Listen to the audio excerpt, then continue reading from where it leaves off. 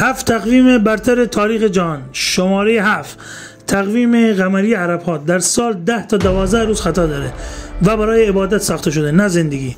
شماره 6 تقویم یانگ چینی ها هر سال 11 روز خطا داره. شماره 5 تقویم عبری یهودی ها هر سال 1 روز خطا داره و عیدهاش گاهی تو زمستون و گاهی وسط تابستونه. شماره 4 تقویم جولیانی رومی ها هر سال 9 ساعت خطا داره.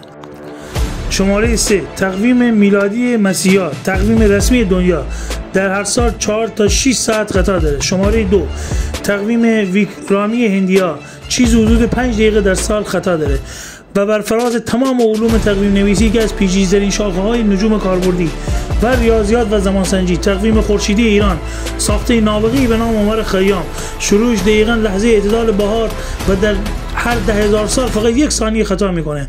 به افتخار حکیم عمر خیام لایک کنید و اینو بدونید اگه ما رو دنبال نمی‌کنید احتمالاً هیچ وقت همدیگه رو نمی‌بینیم، ولی اگر دنبال می‌کنید بهتون تبریک میگم. تو هر روز مطالب افتخارآمیز تاریخ رو